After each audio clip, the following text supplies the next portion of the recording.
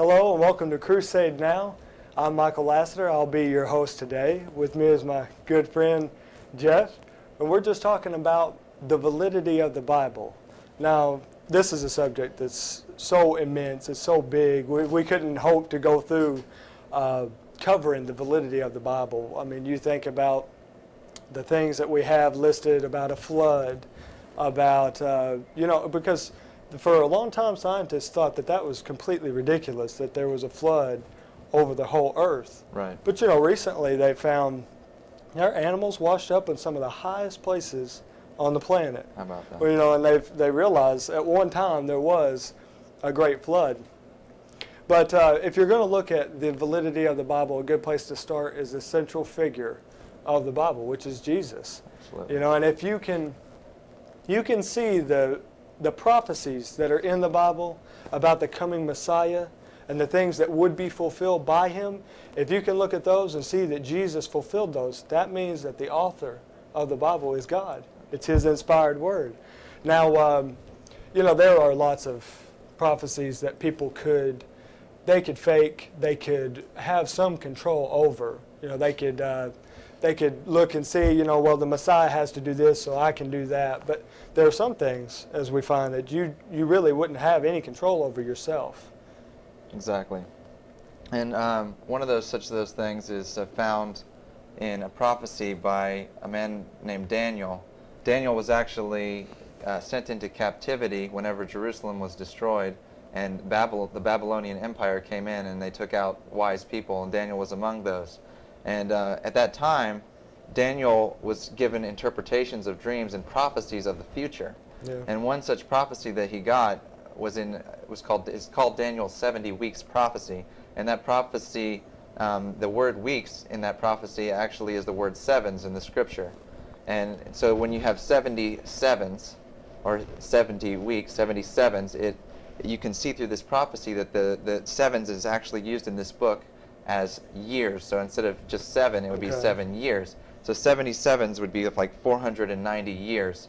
And so I'm going to read from Daniel 9, just this section of this prophecy. And this prophecy actually includes events that lead all the way up until even the return of Jesus. But this whole book has prophecies that are up to the return of the Lord. And so it's great, though, to see that this one particular place in Daniel, it actually prophesies his coming.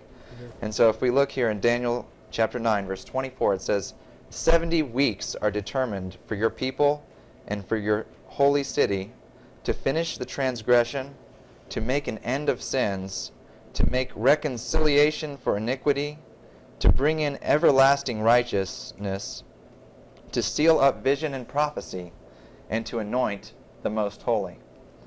Now, there's several things to look at in that passage. I mean, to finish the transgression. Now, what does that mean, to finish the transgression and to make an end of sins?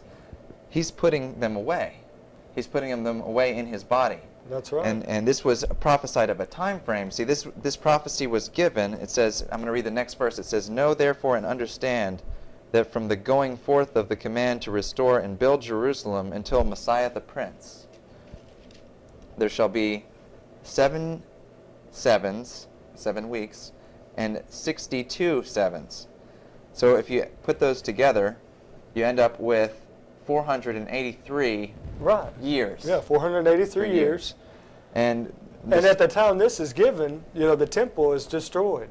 And so the prophecy not only is talking about the Messiah, but things that will happen, before the Messiah comes. He's saying it's going to be rebuilt. Exactly, and he's prophesying beforehand about the wall. It says the street shall be built again and the wall even in troublesome times. And in Nehemiah it shows this was prophesied even before that happened. Yeah. So the whole Bible, the validity of the Bible, prophecy after prophecy, in this prophecy you see multiple things. Yeah. But we're focusing today on Jesus. We're Right. focusing on the prophecies about Jesus. And just going back one more time, it says to make reconciliation for iniquity. That's how he's putting an end to sins. He's making reconciliation through and bringing in everlasting righteousness, because by doing that and taking away sin, now the next time he's coming back in righteousness and power, and it's going to be everlasting.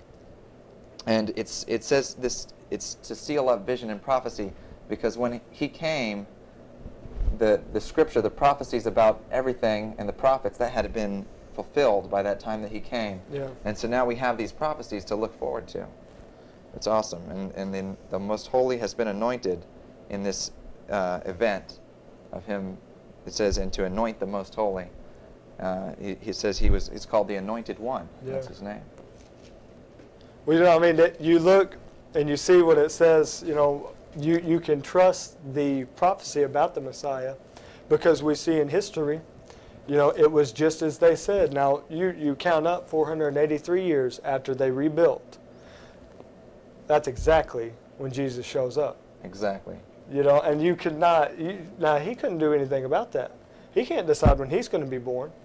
And some people might wonder what the 70 weeks means. Does it really mean 483, which we believe that it does. Right.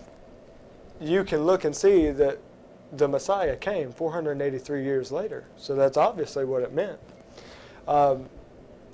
Another thing, the fact that he was born in Bethlehem. Now, he didn't have any control over that when he was born or where he was born. Let's look at what the prophecy says in Micah. Because here in Micah chapter 5, it mentions that Bethlehem is small. You know, there's only there's a small population that has ever been born in Bethlehem. And so these prophecies build on one another. You know, you have each time one is fulfilled after another, the probability of it being anything done by man just gets... It's exponential. It just gets smaller and smaller and smaller, and the proof that it is of God just gets bigger. Now let's see here in verse 2 of chapter 5 of Micah. But as for you, Bethlehem, too little to be among the clans of Judah, from you one will go forth for me, this is the Lord, for me to be a ruler in Israel. His goings forth are from long ago, from the days of eternity. And you know, and this is one way that you can see it's something that's spiritual. You know, it's not a physical thing. You know, it's talking about his going forth being from eternity. You know, and that's the Lord. Yeah, that's the Lord that he speaks about. Yes, and when you look at where he would come from, it says there's prophecies about what descendants, what his descendants would be. If we turn over to 1 Chronicles, and this is actually talking about how he was a descendant to be the son of David. But even before he was the son of David, he was prophesied the line all the way back to Abraham. It talks about how he was to be, Abraham was given this promise to have many nations, and he believed God, but the promise was also not just to have many nations come through him, but a promised seed that would come through him. And that was carried down from Abraham to Isaac, and it was even repeated to Isaac, and then to Jacob, and now it comes down and repeated to David here in 1 Chronicles. So in 1 Chronicles 17, verse 11, it says, "And it shall be, when your days are fulfilled, when you must go to be with your fathers, that I will set up your seed after you," and speaking to David,